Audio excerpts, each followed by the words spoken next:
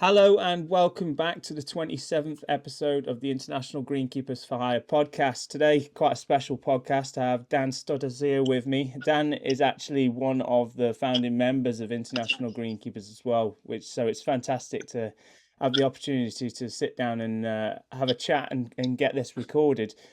Dan, as I say, it's great to have you here, and I've really been looking forward to this one because we've known each other for quite a while, but have never really spread the word. No, we haven't, mate. Just always keep it quiet. I like to stay in the backgrounds and just and give people advice where it's needed. And I don't like to stick my head out too much, and sort of like help people steer them in the right direction. And what we're doing here with the International Greenkeepers is really good. We've had a few fellas come work for us, come across from UK and abroad, and France, Barcelona, Spain, and it's really good. And the feedback from all them guys is fantastic. Yeah, and they work hard. It's been really good, and as you say, we've managed to help and change a few careers there along the way as well. So, but we'll just reel it back to the start then, essentially, and your sort of early days and how you got into greenkeeping, and give people an opportunity to hear about yourself. You told me that you got into greenkeeping world, the groundscare world, at 12. Do you remember how that started? Yeah, mate. Well, it was probably out of necessity. The father had a Kikuyu lawn, and Shirley's number 17, and made it need to get mowed more often than he was able to do it. So he got the Victor Commander out and told me to follow that little white line behind the front left wheel, and that's your trace line, and that's where I was addicted to stripes, mate. And the first time I got out there, I ran in and showed Mum, look, I've mowed the lawn, Mum. She goes, you missed a bit, and then that got me forever. I've never missed a patch of lawn since. So that's where my greenkeeping addiction sort of started. It was that satisfaction of that first mow, and anyone in Australia, a thick, healthy Kikuyu lawn after it's cut, that smell of that fresh cut Kikuyu, mate, it's quite addictive. Yeah, and that's it's quite a good story, that is, as well, and it's as in here in the UK as well, a very similar path that people end up in the trade. It's normally something like this, which it just falls upon them, and actually then they found once they start doing it, they really love and enjoy it, don't they? But that's quite a serious sort of role to take on and responsibility as a 12-year-old. How did you learn? Was that something that you were being passed information on, or was it there you go, there's a machine, see you later? That showed me the way, and then I also started to get my lawn looking like didn't need to be mowed as much. So then I started to expand out a little bit, and I'd walk the streets and hand out little post-it notes into neighbours' letterboxes, and started earning a little bit of cash on the side. I had to learn to write my phone number on a piece of paper so people could actually contact me. So they actually shot me in the street, but I'd push it around the sidewalk and just with a whippersnipper on the side of the Victor Commander and the 5-litre tin of fuel, and just go and cut lawns in the afternoons. And that's where it all started. That was the business side of me was installed in a very young age. So that's where that one sort of. Yeah, it sounded like you almost had the business sense before you even started the business, and in that respect, yeah, letterboxing the doors and sending your tickets around. And you sound like when you're talking about not having the phone number on, then I assume there was quite a few that got your details and didn't know where to go. That's right. Well, there was one big one that I had on. I remember it was number 2 Parent Avenue. And I letterboxed him 3 times without the phone number on it, and then he stopped me when I was at the letterbox, and he goes, "Mate, you got to put your number so I could call you." So, but it was funny. It was back in those days. That was probably we're talking early 90s. So that would have been you'd put your number out, and then you have to go home and sit and wait around the phone and wait for people to ring you on the old dial-up. So. It's different now to what we have now with Facebook and instant messaging and stuff like that, where you can sort of get an instant response. Like you had to really work for the work back then, So, and that's why you had to do a good job, because it was it was all word of mouth basically. Yeah, it's a different world now, as you say. You contact people on social media every hour of every day now. It's and it's you can have automated things set up as well, and it is, as you say, you really had to work hard in those early days. But when you started off and you were going around letterboxing, did you think that this could be a career at that time, or was it just something earning money? No, it was earning money. I wanted to have the because obviously there was some late nights there, and all I wanted was to get that headlight for the front of the bike, and then I was making a little trailer so I could hook the trailer up to the back of my bike and then pedal the mower around rather than pushing it around the street. So it was again, and that could be where the machinery addiction started as well. Where I was always looking to reinvest in the business rather than head down to Macca's or down the fish and chip shop. So it was Now I'm saying it out loud. It's actually something that's probably been instilled in me from a very young age. So that's probably it, mate. Yeah, it's not a bad problem to have though. It's a good trait to carry with you. If you see how much machinery I got around that we actually don't use, it can be a problem. So especially the double up machinery, I can never say no. I think I've got at the moment, I think I've got about 9 side binders, and like only three are in use. All the rest are just sort of waiting to get promoted to first grade. So no wonder no one else can buy one. Yeah, that's right. Stutter's got them all stashed away. So right. in those early days then, how important do you think that sort of customer service side of thing and that work ethic were, and sort of those values that you installed and managed to carry with you today? Well, I think it's something that I've thought about this a little bit, and it's something that I see that's not present as much in the kids today. Like even my kids don't have that drive to go out and actually go search for it. They're happy just to take it from mum and dad. And like even I find with the apprentices that I see that are coming through, it's 7 out of 10. 3 out of 10 might have a spark, and the others it's just not in them. Like it's and going through, like I know a lot of people in other trades too. It's almost an epidemic for the young people. And so my message to the young people: if you want to get ahead, then just if you show that that tenacity and eagerness, you'll get far, because that's what bosses, especially bosses like myself and other bosses out there, that's what we're looking for in young fellas. And I'm a big one. I remember when I got my first chance, and they said it was because of my work ethic, and I got the job over a lot of other people that were more qualified and had more experience, but they just didn't have the tenacity. So it's very important for young fellas. But even if you're not young, even if you're old, you can still win it over these young fellas as well, because tenacity wins. Yeah, and definitely now is a perfect time for that. And as you say, it's not isolated to our trade either. It's quite broad. This problem that we're going through.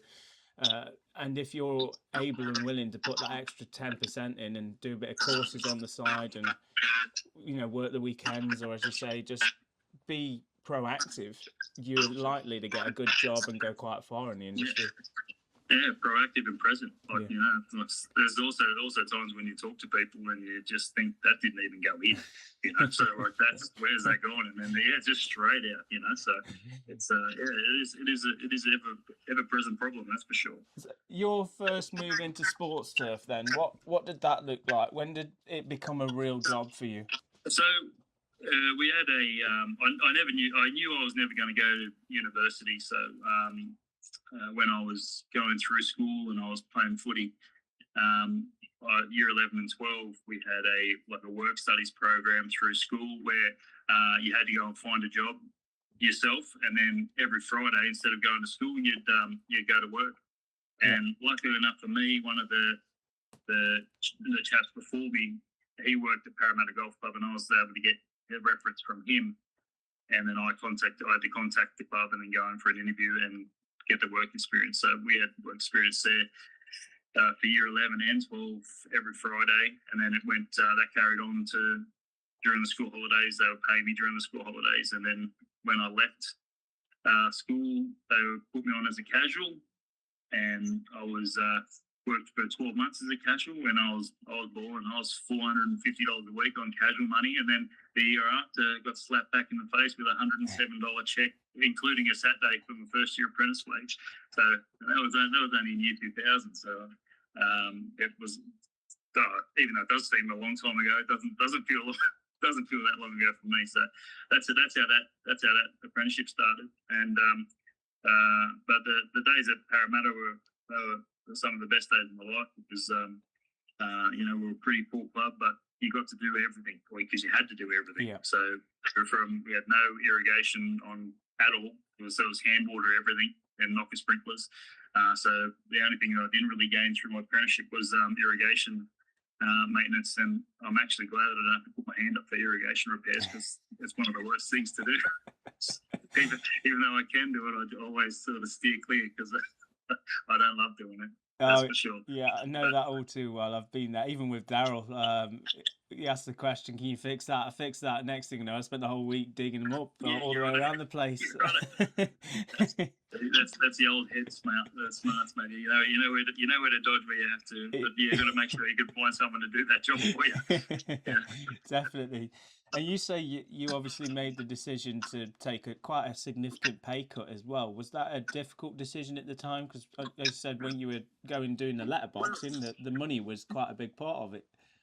Yeah, well, that's right. Well, I knew the deal was that I had to have a trade. So, that was the promise I made, and Dad said you had to be a tradesman, and if that's what you want to do, then that's what you had to do. So I was lucky enough to, I didn't have to pay rent. I was able to move into my grandmother's house, which was a bit closer to the golf course. So I didn't have to pay rent there, and I was able to get along. But that was the money we got from the golf course. But then I also, mate, when you finish at 1:30 in the day, there's a lot of things to do, mate. So that's where my commercial arm started there through necessity of we'd be out mowing lawns and landscaping, and that's where that all sort of kicked off as well out of necessity. But I used to work, delivered pizzas at night. I'd worked at the bottle shop at night too. So I'd finish work, I'd go landscaping and mowing lawns, and then I'd be at the bottle shop or delivering pizzas. So it was a big night. So you'd be almost 5 a.m. till midnight. Most days I was able to sleep pretty quickly, mate. When I had that 45-minute break, it was usually straight to sleep just to get that rest. That was basically my life for the whole tenure of my apprenticeship. Was just work. Just work. Take the money and take it all in. What do you think with your 3 years there was the biggest sort of learning curve for you? What did you pick out of Parramatta that you couldn't have got elsewhere, you don't think? Because you said there was a lot of using all of the equipment and machinery in particular. Is there anything that stands out?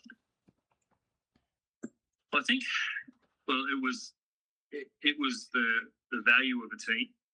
Because we had such a small crew, when one man was down, you felt it. So that was and responsibility of your machinery. So your machinery wasn't just they were like an employee, because when they were down, you felt it even more because you'd have to go back to even worse machinery. There wasn't a open-ended 6 or 7 sidewinders or 15 fairway. We had a fairway slasher, so just the slasher on the guts at Parramatta. So that's all we had.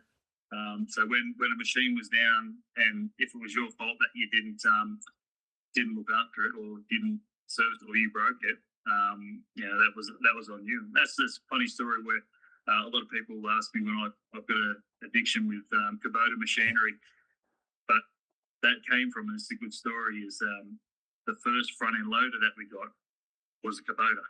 So I was in charge of looking after that thing because I was the apprentice. We had an old Fiat tractor and a box trailer, and I'd have to go and fill that every time we top dress, and I'd hand fill it by hand, so top dress, and then we'd have to hand unload it. So we were able to eliminate half the process by getting a top end front end loader. So that thing was spick and span every week. Don't you worry about that. So and that's where my addiction with Kubotas come from. And I've probably got several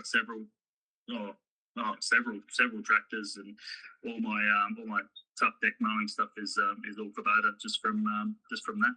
Yeah, it's So, crazy, isn't it? We just have these small experiences as part of his career, and you carry through and take that right the way through. And normally, you sort of stick with what works, and why change what isn't broken, is it? yeah, Um, that's right. so for yourself, Dan, and myself, we both came through apprenticeships. How important do you think apprenticeships are for this industry and for the young people that are listening in particular? Well, the, it is so important, especially like Australia's. We're very much sought after because our apprenticeships are a little.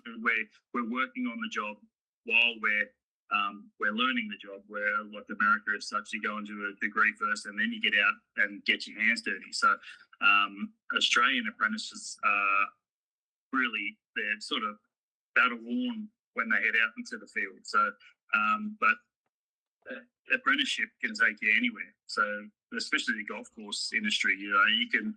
Well, I know I can go anywhere in the world and just I can knock on 5 doors and I guarantee you I'll get a job or I'll get enough to, to get me a sleep or maybe they'll feel that sorry for me. They'll let me sleep in the shed if I have to. So that's.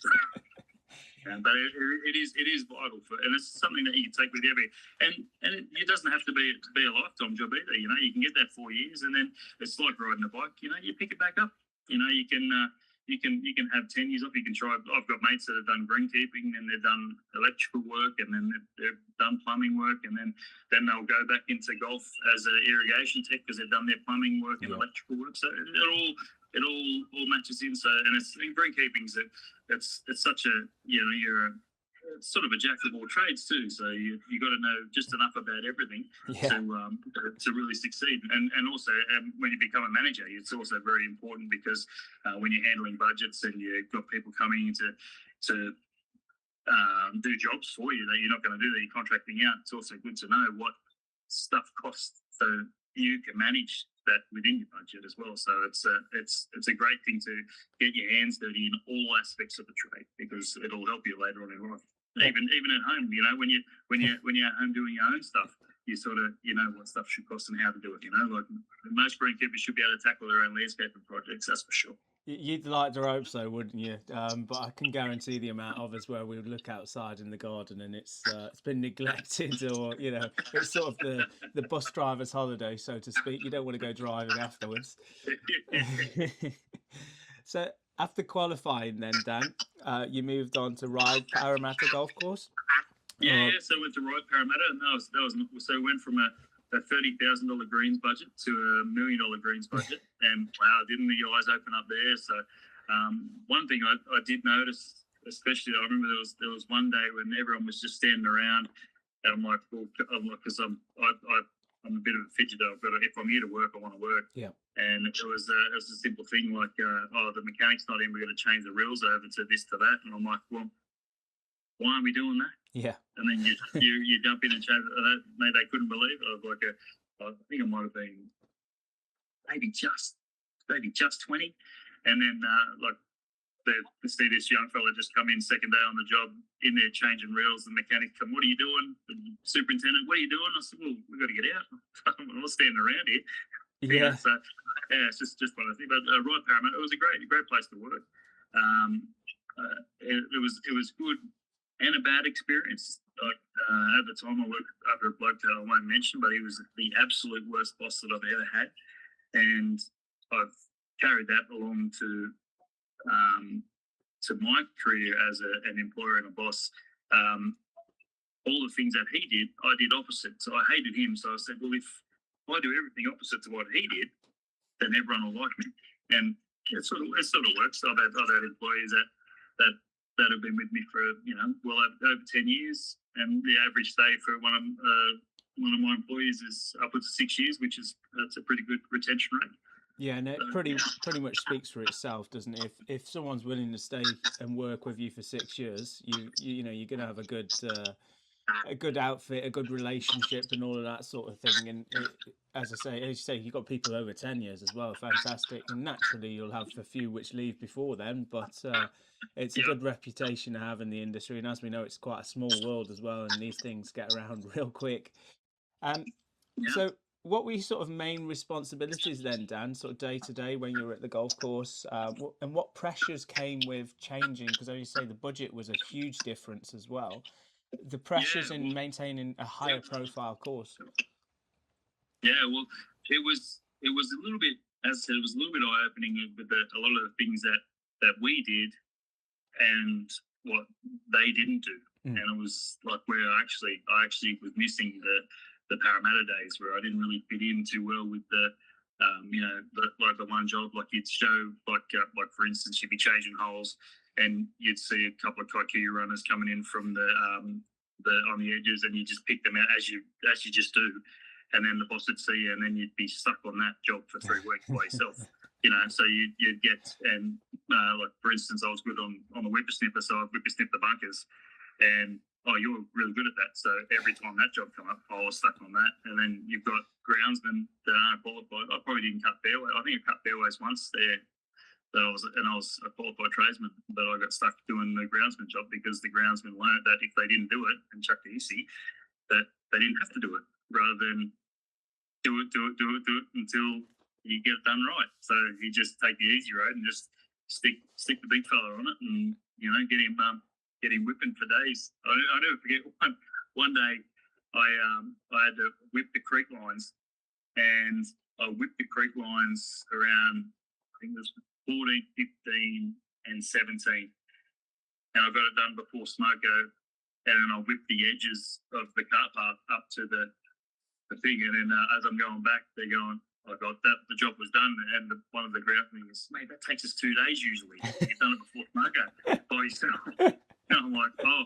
And so anyway, I've gone back in, and the boss comes, oh, how are you going with that? He goes, I said, oh, well, I finished that. I'll go find somewhere else to up. And he stops me and he goes, well, make sure you blow the edges of the pathways down when you're doing edges. I'm like, mate, I was supposed to do the creek lines, but I've done 2 guys 2 day job in before Smoko, but you're going to pinch me for leaving a bit of rust on the on the extra that I've just done for you. So again, he just didn't know how to deal with people, I guess. Or didn't know how to deal with me, that's for sure.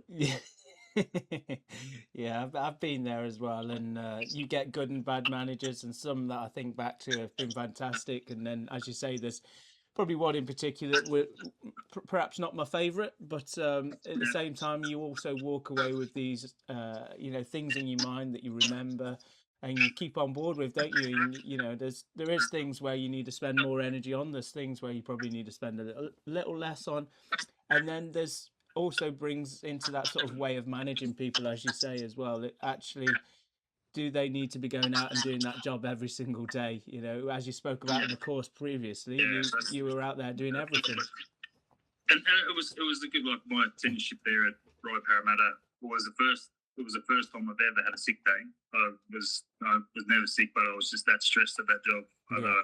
I had sick days, and when I had that sick day, when I was a little bit sick, but I was like, usually if it was at Parramatta, I just pushed through that. Yeah. I just went, no, I'm not valued here, so I'm going to stay home. And then that's when I started looking elsewhere. But at that year that I did spend at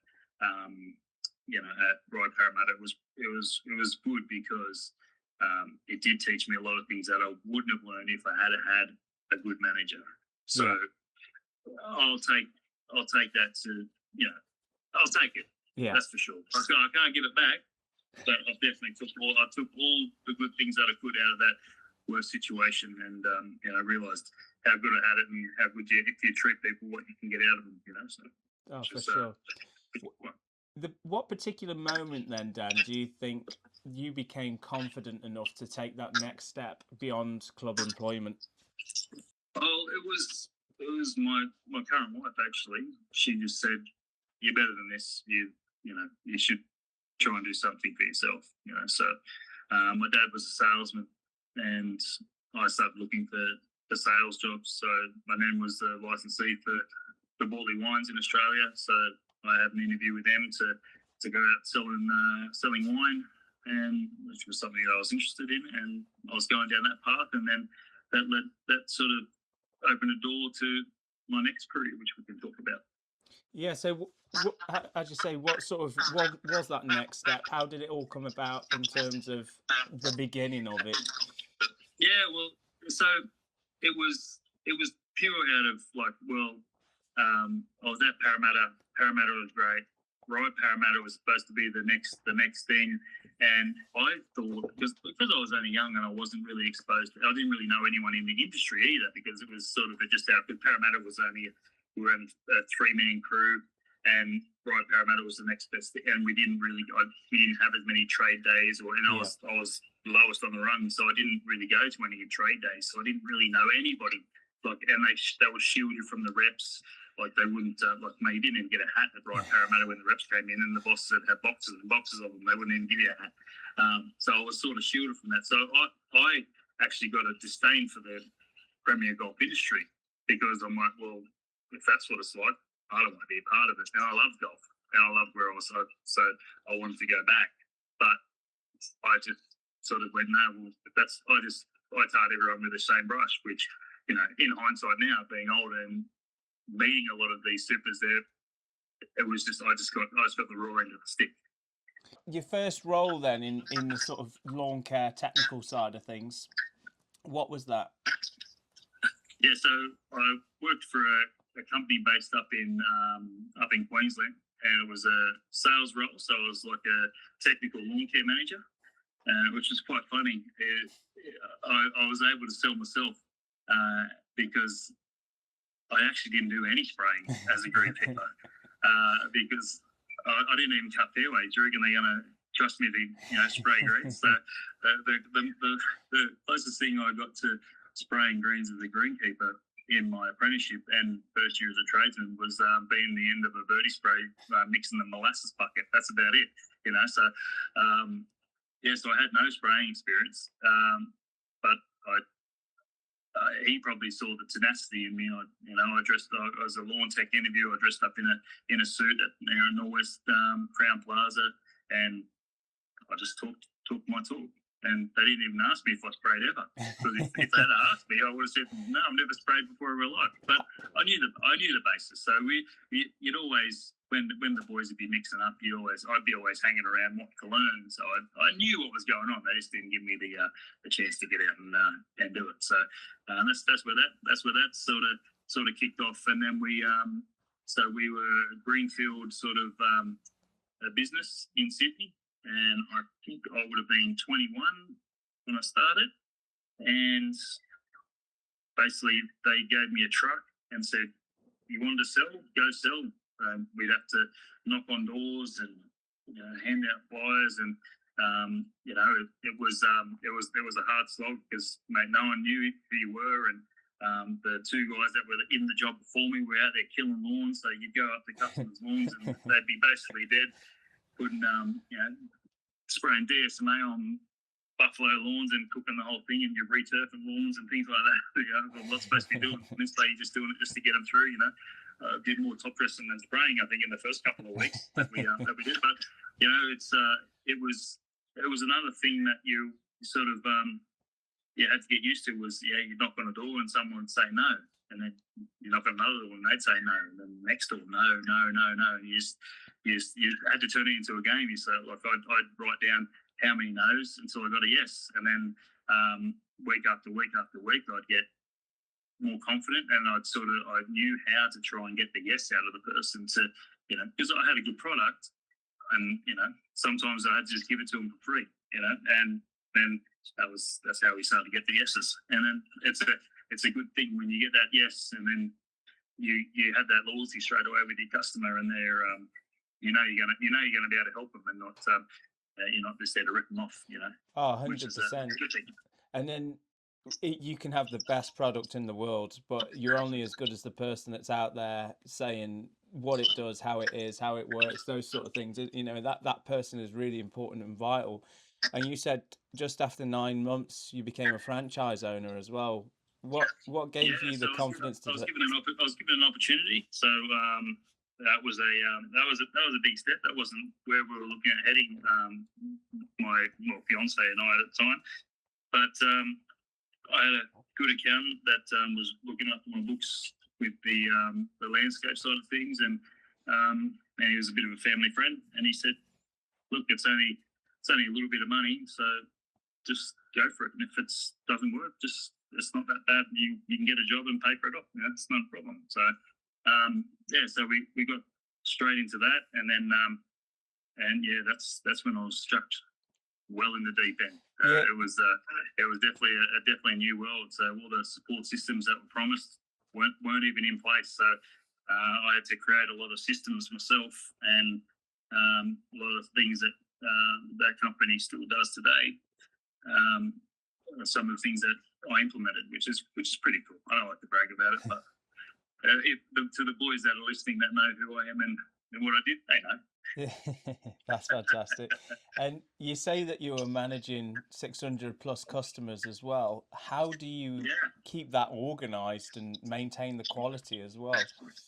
Yeah, well, so you sort of come, so you maintain your days and sort of try not to travel too far. So the best thing is each lawn has, because you look at talking home lawns, most lawns will have 5 direct potential customers within the next door neighbours, 2 across and 5 across the. So I tend to make sure I pull up and speak to every neighbour first, and go and knock on their doors before I even started the lawn. Yeah. Because then they say, "Oh, I'm here today.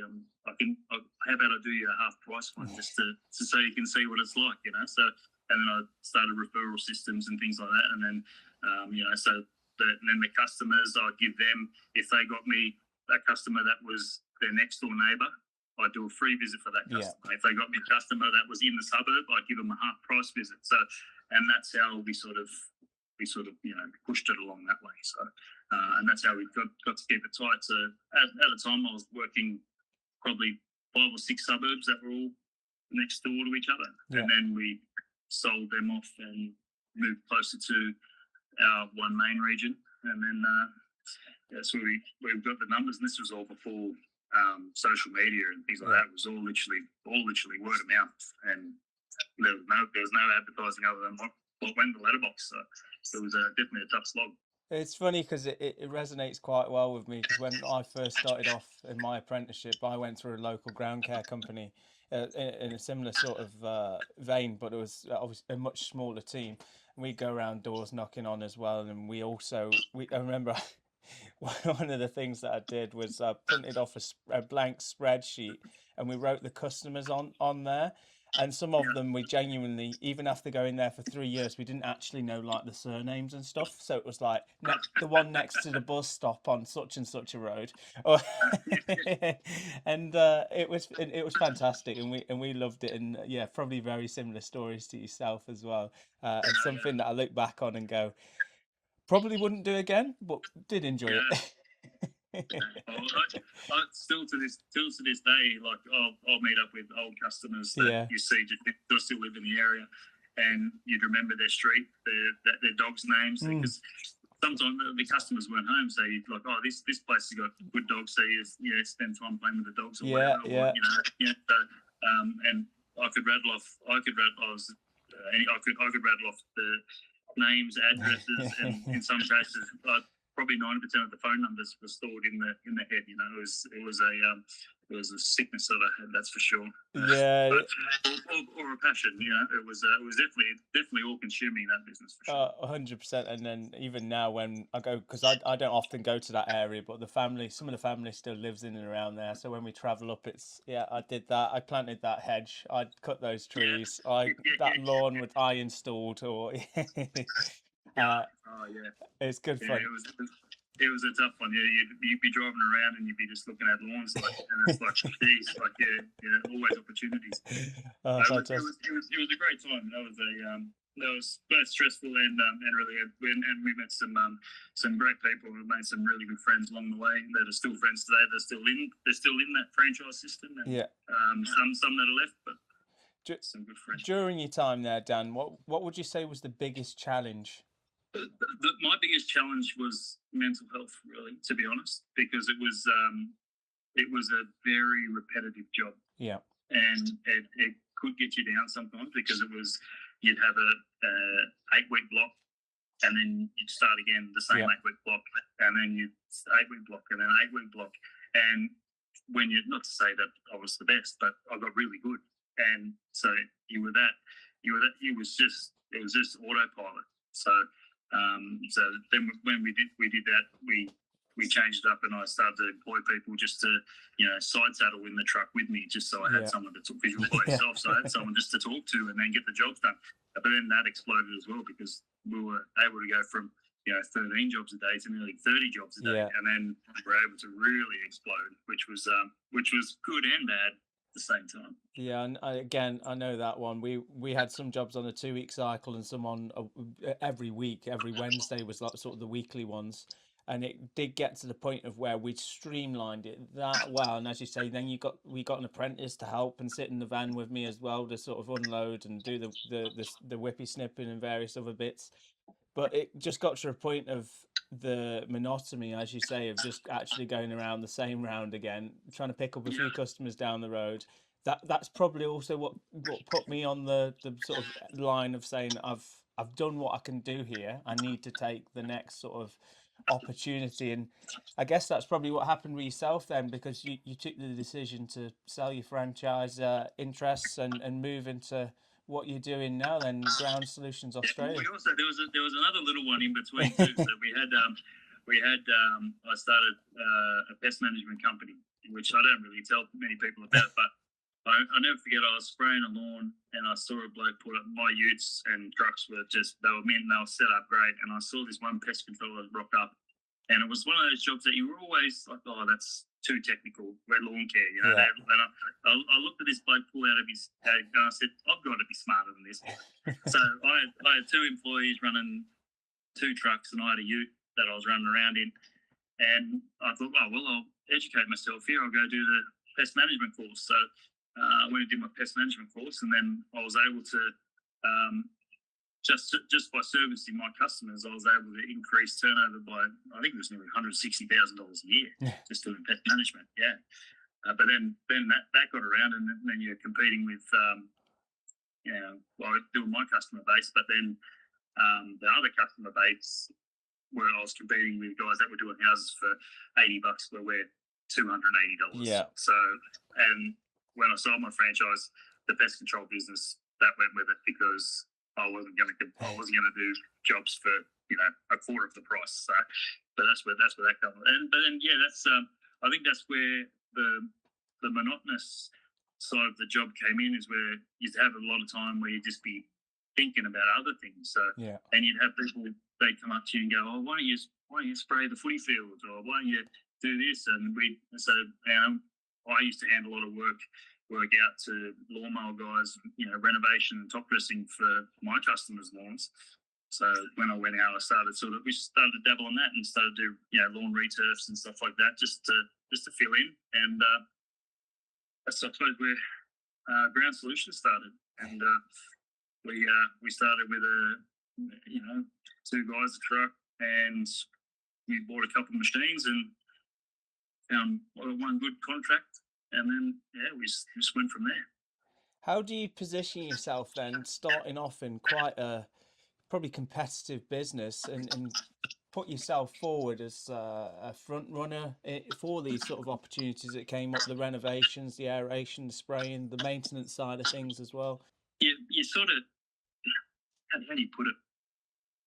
With my lawn technician days, I was basically a salesman that got to speak to a lot of different people. So, and a lot of these people were in positions that they might have been salesmen themselves, or electricians, plumbers, and things like that. So, I was able to adapt to be able to speak to anybody, and I think that is a skill that I got from that business, which has really helped me adapt into the life that I'm in now, because I can change my persona.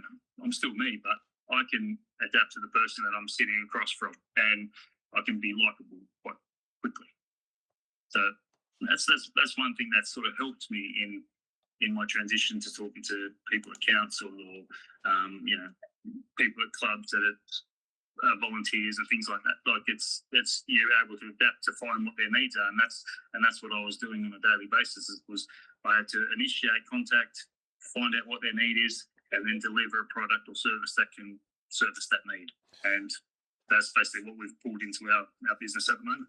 Yeah, you say that working with councils as well often, well, sometimes can mean tight budgets. How do you still deliver high quality results with those constraints? Through pain, and just, well, I think training is a big one. Like, I don't send unskilled operators out to jobs, and sometimes it means that I've got to do the jobs, and just my staff can't do the jobs. So it's just a balance, and then too you sort of you get the odd council where I can or they can give you areas where we might do for free that, or I can say, hey, I need to train people. Can I do this field for you for free? So I can set up a training day and you'll get the service for free. And usually when you do that, they'll come down and they'll watch you do the training day, and then a purchase order might follow straight after. Can you just do that at all these fields? Yeah, you'd be surprised how much that word of mouth really does help, as you say, even just picking up the side bits in your previous opportunity as well, that manages to lead to actually pulling off some quite big contracts in the end. Yeah, that's right. And it all comes with but it all comes with its risks too, like it's, but that also leads back to, like, well, my risk is that my business fails, but I'm a qualified tradesman. I can just go back to any golf course I want, and then I'm back at square one, and I can build up again. So, but if I didn't have the apprenticeship, then I wouldn't be able to do that, right? So it all leads back to, if you want to take some risks, make sure you got something to fall back on, and that's what my apprenticeship was. And I knew that with the skill set that I had, that I could walk into any golf club, knock on the door, and say, "This is who I am. This is what I've done." I don't mind if I'm on a whippersnipper. I just need money to get me through, and you can get a job. Oh, 100%, yeah, and that certificate and that qualification is so valuable in this industry, and cross-transferable as you've done as well. You can golf, cricket, rugby, football, and some of the other sports that we'll also touch on in a second. Moving into the full-on sports surf world then, and the cricket focus, Dan. How did that come about, and how did that change your views on the surfaces that you were delivering, going from the sort of lawn care world into full sports? Well, it was cricket was good. Our good friend Daryl Davison got me in contact with a local sports club, which was literally only 200 metres from my house, and I was never interested in cricket wickets, but Daryl's like, "No, mate, they're easy. Like, they don't need much." And I said, "Yeah, okay." So we went up, and it's quite addictive. So as you know, it's turning something like from like this much grass to black to brown playable in 4 days. It's like it's a great process, and it's definitely an art that I haven't quite. I'm not going to say that I've conquered. It will take many years for me to even get into the realm of some of these like legends of the curating side of things.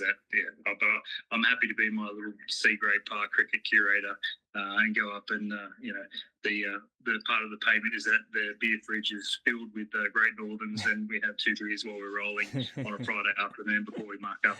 So it's that's one of the things. But the curating side of thing is, and I've learned a lot from my employees that working for me, and I've got some great guys that are absolute experts in their field.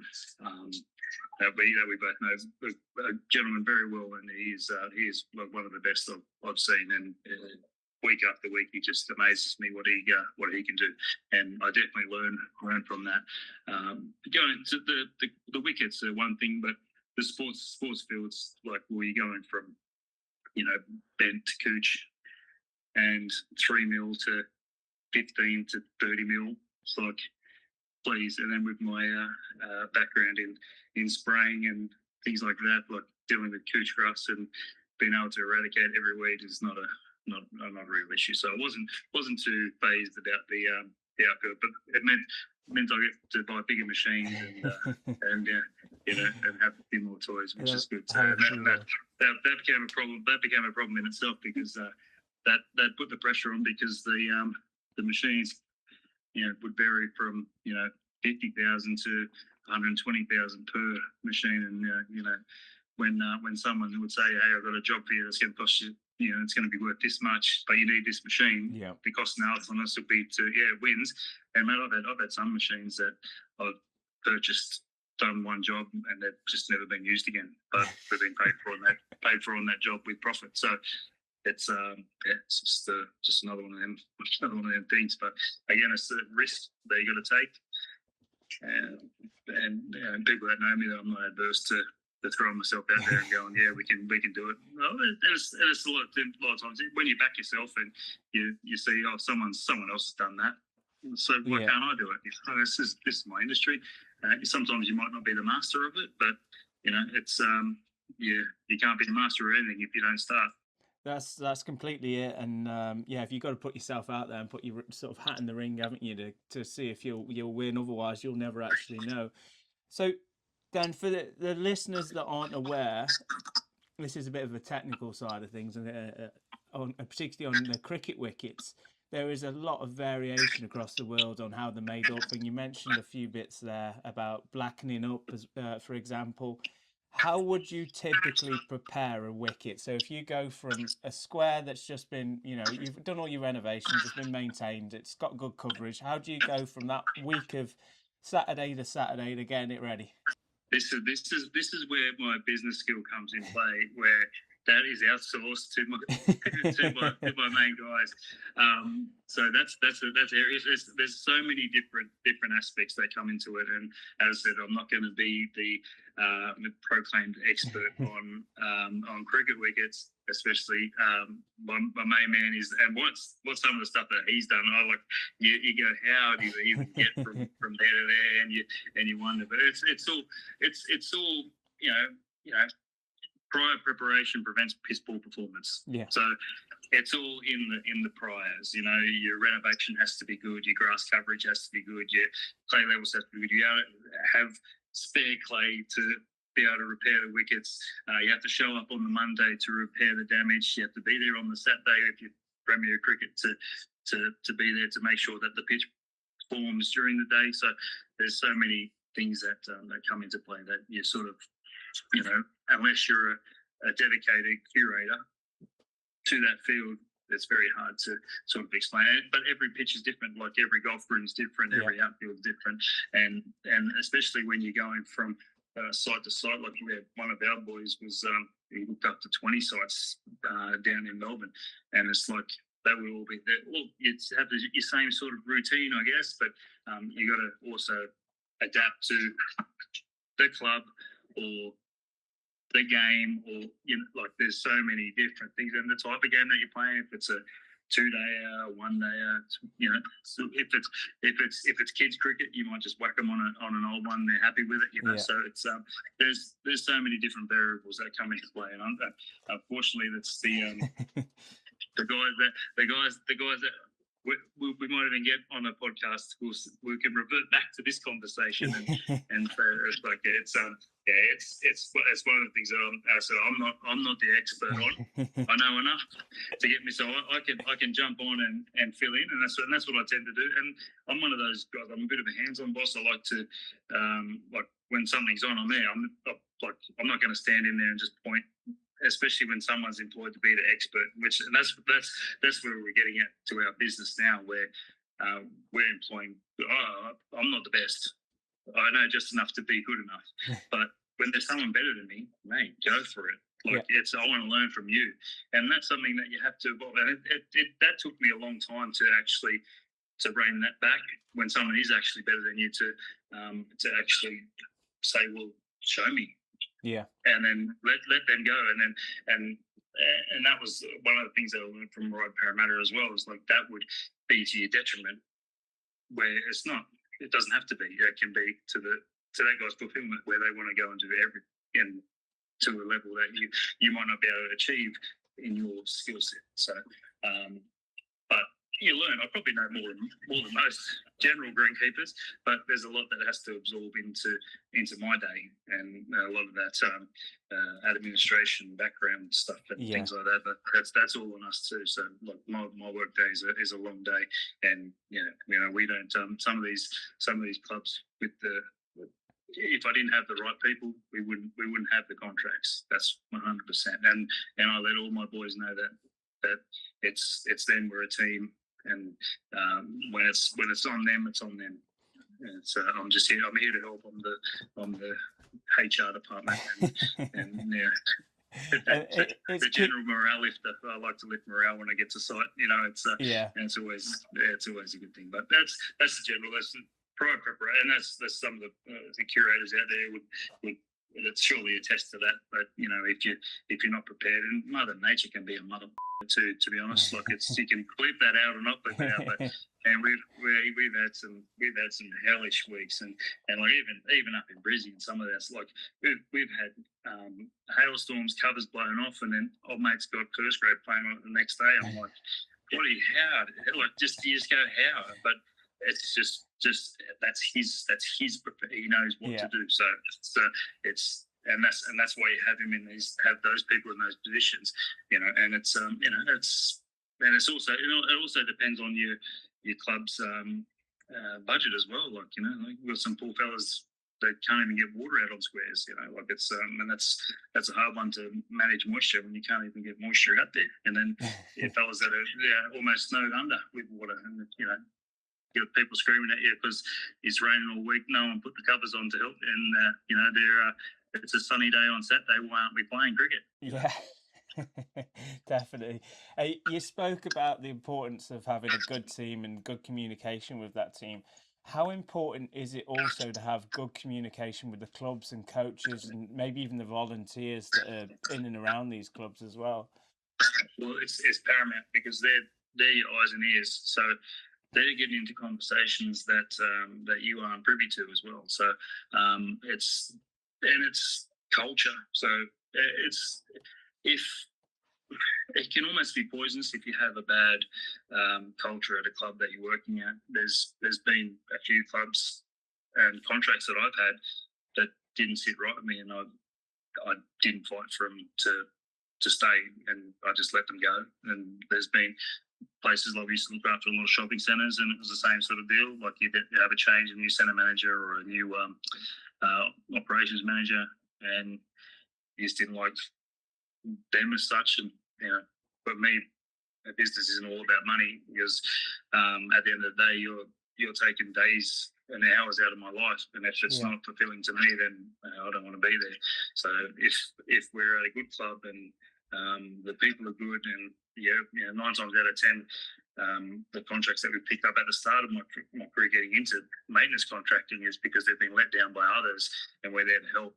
And that's also been to my detriment too, because they tend to forget what you do at the start and just remember what you're doing now and expect it when that contract renewal comes around. They tend to forget what they had before, and they're questioning why they're paying what they have to pay now. But I've seen that a few times. But it's to answer your question, it is paramount. You have to have your good guys in, but then again too, like you get back what you give out too. So staff morale has to be high, and you have to treat your staff well, because they're your men on the ground. But then again too, you also have to set the standard, and there's times where I've had to rip and tear people just to try and get their head in the game. And I get back, and I've had to sack people, and I've sacked them, and you at the end, after you finish with them and tell them why, and then you're just like that frustrated at them. I said, I hate doing that. I want everyone to be happy, and you're clearly not happy because you're not doing what I'm asking. So we have to go, and it's like, and that's what you have to be else. Again, I don't want to spend time with people taking my life away from me. I don't want my staff to be wasting their time with me if they're not want to, have some sort of fulfillment. with their day. I want everyone to be happy and go home safe, and you have enough money to live a good life. Yeah, it's you have to take quite a diplomatic approach, don't you? And one of my favourite sayings is in a compromise situation like that, where you need to lose an employee for whatever reason and something's gone on, or even in general, to be honest, everyone walks away unhappy is the best resolution usually, because it's difficult, isn't it? If you keep that person in that position and the work's not being completed, it spirals and creates a whole heap of problems. And you can do what you can before that, but sometimes those situations mutually, you just need to take different directions for both sides, and that is part of that sort of compromise, so to speak. Yeah. So for yourself then, Dan, there was a bit of a full circle moment with Ground Solutions Australia as well, where you then got back into golf course, particularly in the contracting side of things. How did that come about? Yeah, that came about. Well, we had I had an employee. Again, I didn't. My first boss that I had at Parramatta, Max Suckling, I said, I'm thinking about getting back into contracting, and he goes, "You're mad, just renovate and run." So we bought all we had all renovation machinery. We were doing lots of renovations for golf courses around Sydney and all up the East Coast, which was good. I got to meet a lot of superintendents, and they were happy that I wasn't there to steal their job as a contractor. I'm not coming to steal your job. And I said, no, I'm not interested. But we had one contractor, one of my guys who was spraying with me my lawn care business. He left and went and worked for a couple of other contracting mobs. And I said, yeah, be free, mate. The door's always open if you want to come back. And he ended up coming back probably 5 years later. And he had a connection with the club, which was not getting that well looked after by their current contractor. And basically they reached out to him, and I said, look, well, I don't want to do it. I've got too much work. If you want to do it, go for it. I'll help you. We'll write the proposal out, and we'll get it. And then, but you're doing it. I said, I got no time to do it. So anyway, we did. COVID hit, and basically I couldn't do any other work, so I was in the golf course. Yeah. So, and that's sort of where it sort of started. Where it was supposed to be me as a disconnect from that business, where to a point where okay, you're back in now, and then I caught the bug again, and it's like and then the word come around, and then we got one club, and then another club, and then another club, and then it's like, we got these clubs, and and then like each club needed all new sets of machinery, all new sets of, and then it was like, so we've got 3 sheds stocked up with the same like cut and copy, like they had no tools. They just had to pull tool up, like greens mowers, sidewinders, fairway mowers, whippersnippers. So I've lost that many 10mm sockets that you wouldn't believe, and wrenches and pliers. God's sake, the little snippy ones that do the whippersnip, they gone. Like there's no point. But that was, and that's where it sort of. But it did get me back in. I got the bug again because golf is where I cut my teeth, and I love golf. I'm an avid golfer. I won't tell my handicap on the podcast, but I'm very handy. If anyone ever has an Ambrose day, I am very good on the Ambrose with the magic pencil, so that's not a problem. Fantastic caddy.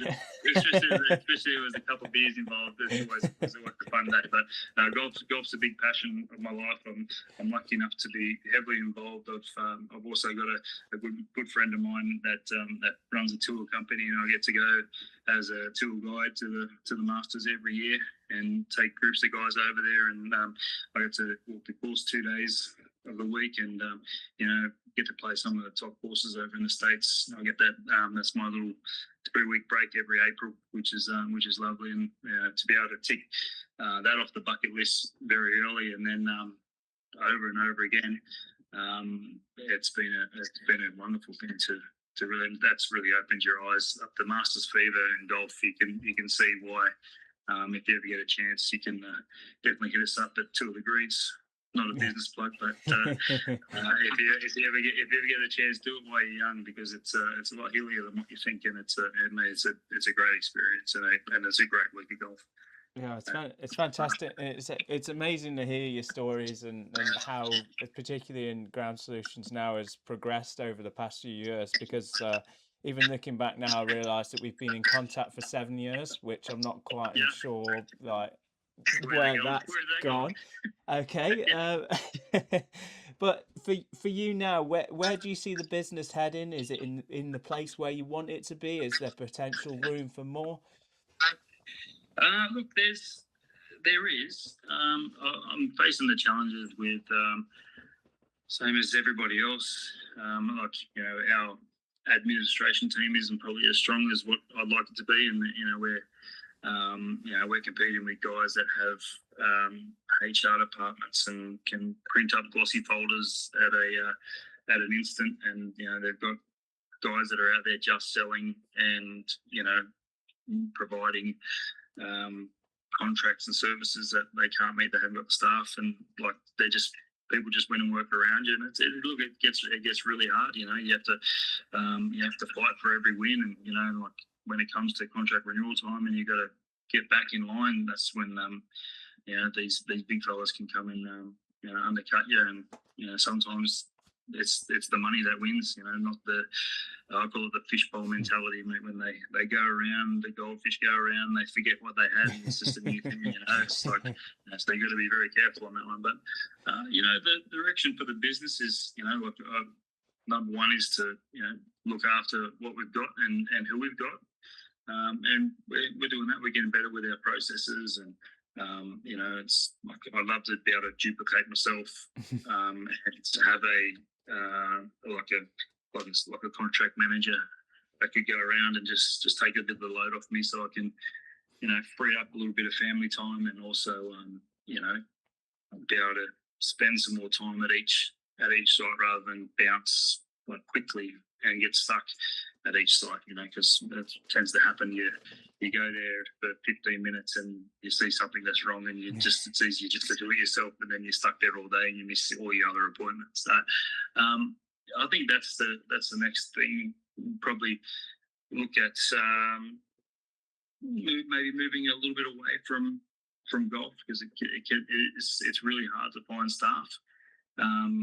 So we might be heading a little bit away from that and moving a little bit into the private sector again, where high-end home lawns and private schools definitely on the radar, especially with our cricket knowledge and the way we can now teach in-house. We've got a good facility where we can send guys, like our own staff. We can send guys for 2-week blocks, and they can get international exposure for reducing international wickets, and then bring that back to the school level. The skill transfer is really good, and we've got the ability to be able to do that. So that could be something that's on our radar. But we're open to all opportunities. Like we've that's a beautiful thing. Like I could get a phone call and someone will say, "Here's an opportunity for you. Do you want to run it?" And all it takes is a calculator and the person with the right machinery to buy it, and I'll jump in, as long as I've got a guarantee that we're going to make some money. Yeah. But again, it has to be fun. I have to have fun doing it. Otherwise, it's not going to interest me. Oh, 100%. And you've had a few opportunities become available over the years as well, and we've had a couple of members of International Greenkeepers come and work with yourself as well. Is that something that you see continuing going forward, and has that been beneficial for yourself and those that you've employed? Oh yeah. There's a couple. We've had some really, really good ones, and there's some good ones that we've had come in, and I've been able to sort of like Ryosai Ando from Japan. He's probably been one of my favourites. I'm meeting up with Ando next week. He's coming back. We got him into the Ohio State program, so he's going over there. We got him to after his tenureship with us. We got him up to Brisbane, and good reference into HG Turf, and he was able to do really well there. And he's now he's decided whether he was going to come out to London with you guys and try and get up there, or go to Ohio and do his sports stuff. And he's got accepted into the Ohio program, and I'm really proud of him. He's been really, really good. It's I like to have fun. I like to try and learn their language a little bit, and then give them a little bit of Australian. We had a little bit of stem weevil and in one of our greens once, and he didn't know what that was, and we're pulling them out. And I said, "You know what we call these in Australia, Endo? These little." He goes, "What is it?" He's got his little notepad out writing. I said, "We call these mother." And at the end of the day, like especially with the guys that I train, I like to ask, because at the end of the week we tend to have a sit down and a chat, and I'm like, "Oh, what did we learn this week, guys?" And and you go around the table, "What did we learn? What did we learn?" And Andrew would sit and he goes, gets his notebook out, "Mother, I learned about mother in Australia this week." It's one of those things that on that reel, that 7-minute reel when I'm dying, Ando's going to be on that reel saying "mother." It's amazing though, isn't it? Excuse the language, but that's just the Australian term, because anyone that's been hit with stem weevil before, they will totally agree they are mother. Yeah, it's amazing, isn't it? Though little bits like that we often forget, and you'll have the same. They'll move on and go on to something else, and you often, it's impossible to stay in contact with everyone, and then every now and again something like that pops up or comes back, or you'll see it on social media. They've posted they've been somewhere in a selfie of some stadium, and you go, actually you've been a part of that journey to get them to that place, and it's quite fulfilling, isn't it? It's good, and it doesn't matter. Like it's like it's good. It's like that Parramatta golf club sort of scenario. You don't have to.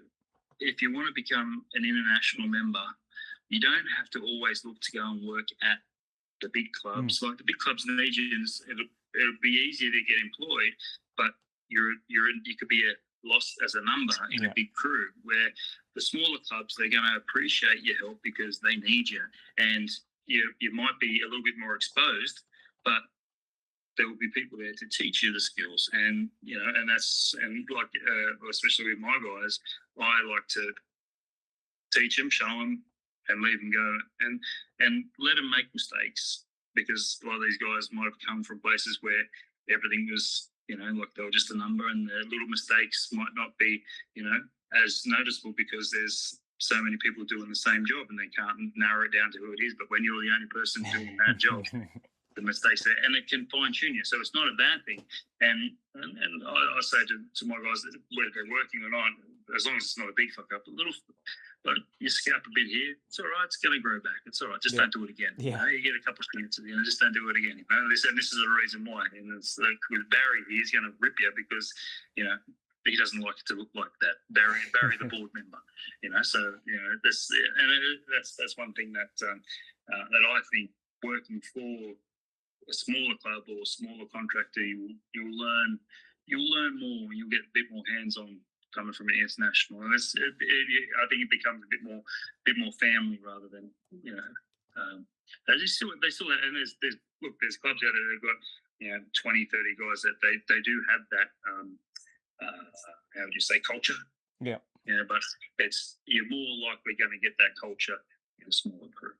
For sure. That's something that's better than For sure. And then coming full circle then, sort of towards the end of the podcast, looking at the reflection and advice for listeners in particular, what would you say is the single biggest decision that you've made in your career that's probably the most important? Don't be afraid of someone saying no. Have you had a few no's then? Mate, I've had plenty of no's. I'm married with 3 kids. I get no's very often. So it's but no, look, once you can conquer and you can like it's and that can lead to so many things just in your work career. If just say before I did my sales career and I wanted to spray, I should have just went up and said, "Hey, I want to spray," and then he would have said no. And then I'm like, and then a couple of weeks later, I said, "Hey, look, I really want to spray," and then you could have hassled, and eventually he's going to say yes. Yeah. So that's some things that and that's the and No, it will always lead to a yes eventually. Just write down how many no's you need until you get a yes, and don't be afraid of it, because the worst thing is, especially if you've got a trade career, you can go back to it. So I quite like the idea of writing down the no's as well. And as you say, you could almost try and beat it the following week. How many less can I have? And if you get to a good point, and 6 or 7 or however it came about for yourself, it's a nice way of motivation, sort of week by week, isn't it? Well, the biggest amount of no's I had in a week was 130. Whoa. 130 no's in a week before I got a yes. That's a lot of door knocking, a lot of demoralisation, and then you start just that's one of those things. But it's a battle, and it's like, but even the days like it started earlier. I remember when I started my football career. We're probably getting a bit off topic, but I didn't make it into the Penrith football system. I had injuries, so I got the yellow pages, which is what you call it over there. So it's and I just rang every leagues club and found the club and when their trials were on, and 2 said no, and the Roosters said yes, and went in there and then started my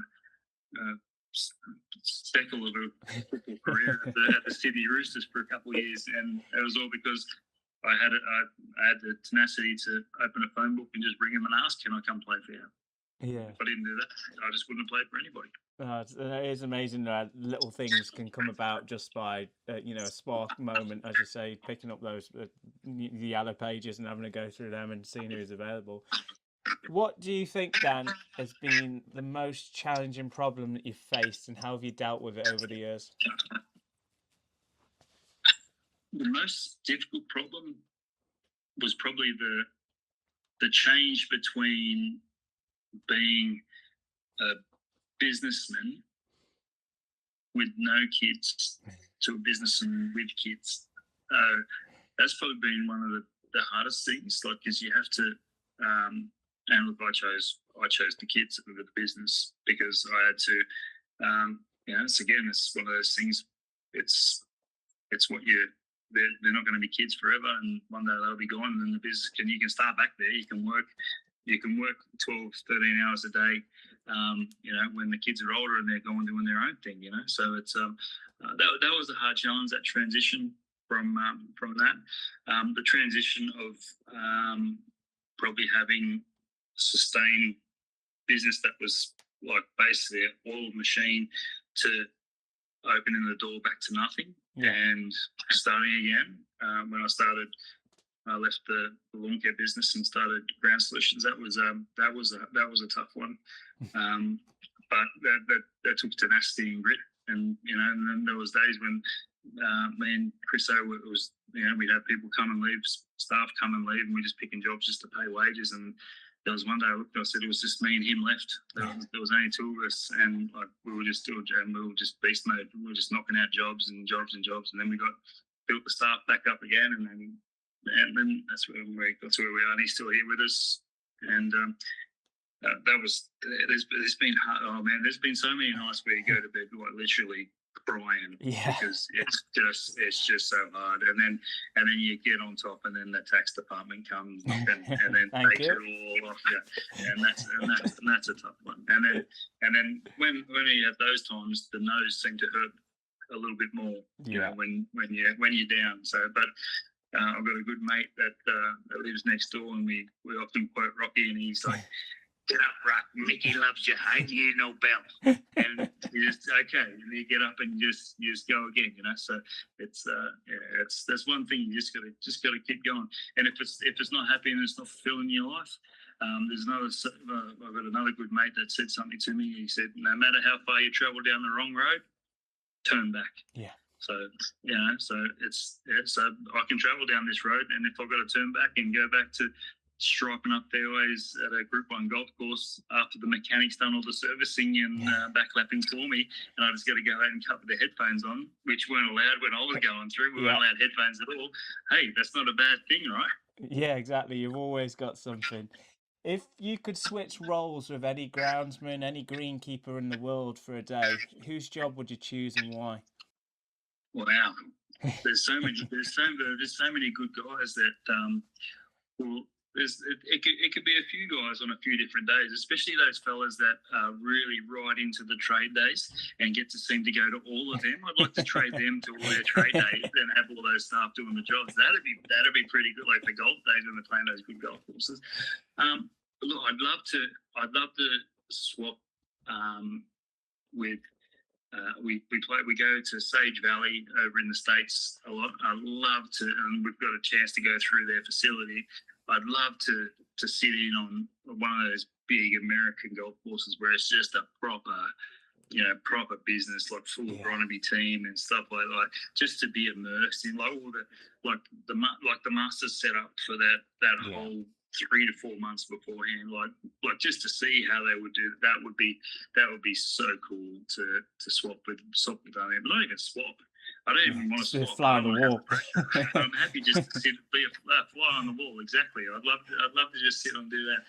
But then again, too, like then there's, I'm happy like just throwing. I'd love to throw some stripes down in Wimbledon. Like that'd be cool. Like like stuff like that. Like it's there's so many guys that I'd swap with.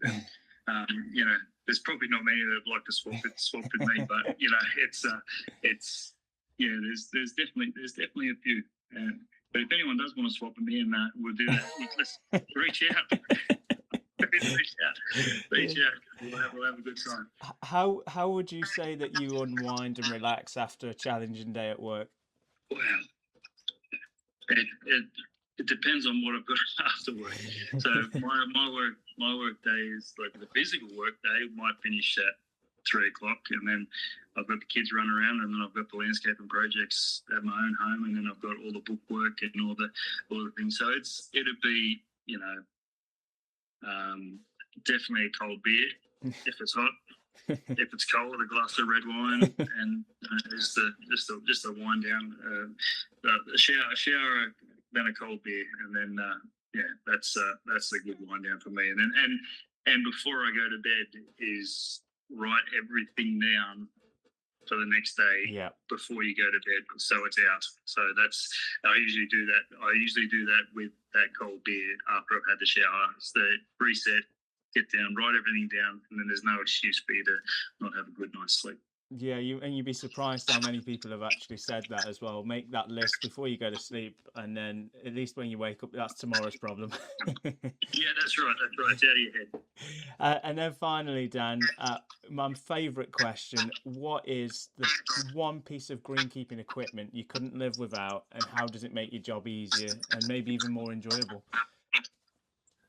Oh well, my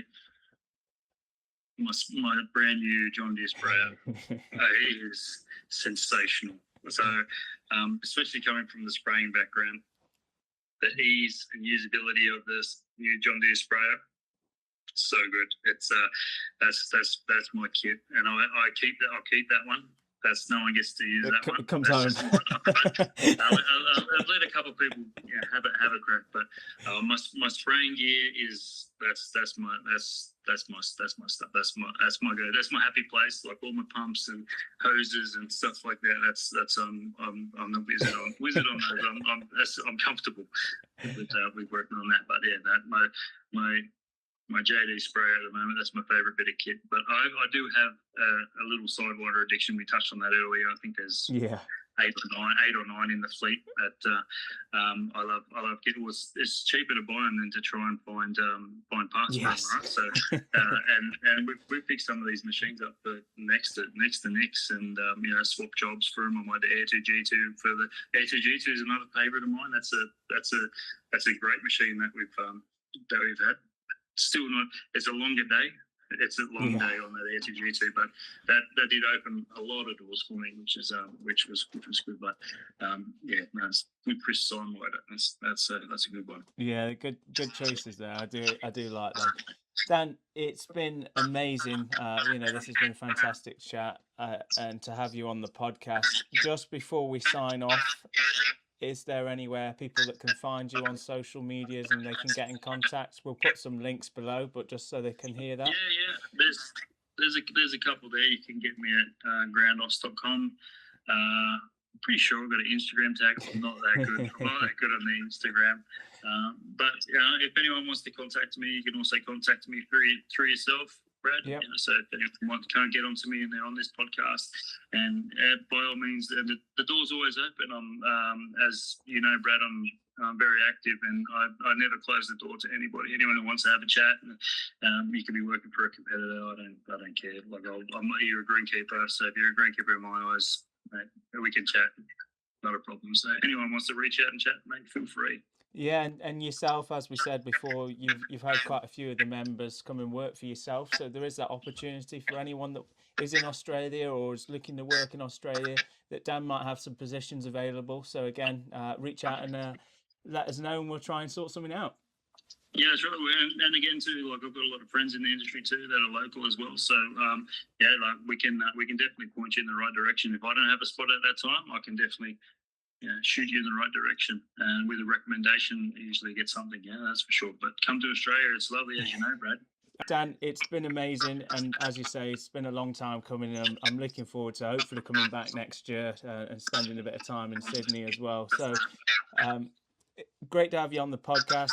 Fantastic to listen about what you've been doing and how things are progressing.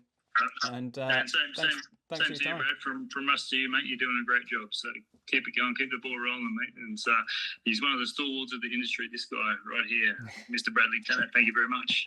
Thanks, Dan. And finally, just a thanks to his sponsors. We have Kirsten UK, Sysgrass, and Regen Amenity. They make these conversations possible, and the time that I can spend speaking to the likes of Dan on this podcast. Look forward to seeing you all next time on the next podcast.